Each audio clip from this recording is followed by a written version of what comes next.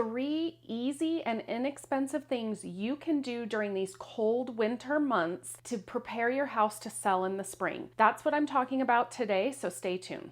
Okay guys, winter is almost here. It is 40 degrees this morning and it's raining. So it got me thinking about the winter coming ahead and what you can do inside your house to get it ready to sell in the spring. That way it's not so overwhelming when it comes time to sell. I hear that all the time from my clients, how overwhelming it is to really get your house for sale. Number one thing that you can do inside during the winter time is start working on the deferred maintenance things. These are things that buyers and inspectors are going to see in your house that, you live there, so you're like, it's fine. Maybe a missing smoke detector, a broken baseboard, lights that are burned out inside the house. Things like that are, just one of those things you live with that's not really high on your priority list, but you're gonna get dinged for it one way or another, either from buyers or inspectors. Maybe they see like, the house isn't in great shape, and with the home prices being as high as they are and interest rates higher than what we have been used to the last few years, we have an affordability issue here in Utah for home buyers. So when they are looking at buying a house, they really do want a move-in ready house because they're already at their max usually when it comes time to buying. So make sure you take care of those deferred maintenance things inside your house before you put it on the market. Number 2,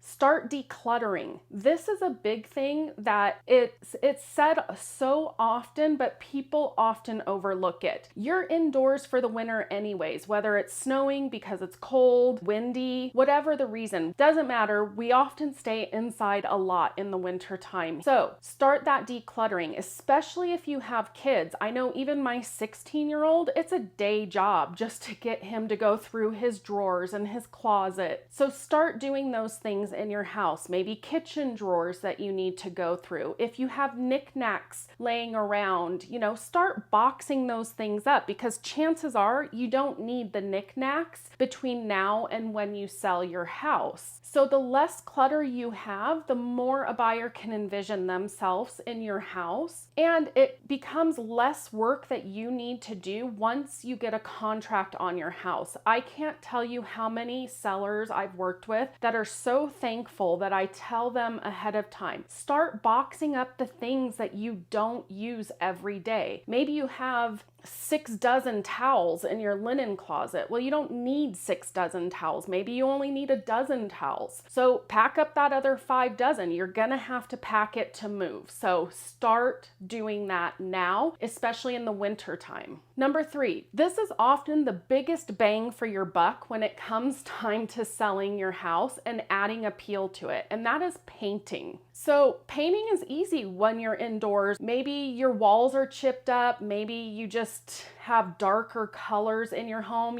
for the 90s and the 2000s, the reds and the browns, those were all really popular colors, but they're dark and they close your house in. So start painting your house inside room by room with a lighter neutral color to get it prepared to sell. Like I said, this is often your best return on investment when it comes time to selling the house, because a fresh coat of paint in your house goes a long way with appeal to home buyers and how nice the house shows itself when you do have a fresh coat of paint without chips everywhere or handprints or food or whatever running down the walls that you can often see in the right lighting. Now, a bonus item for you, and I'm going to put a video up here for you to look at, and I'm also going to put a different one down in the description that you can check out. But start interviewing agents in the winter time for who's going to list your house in the spring. And these videos that I'm putting is questions that you should be asking a real estate agent before you hire them during that interview process.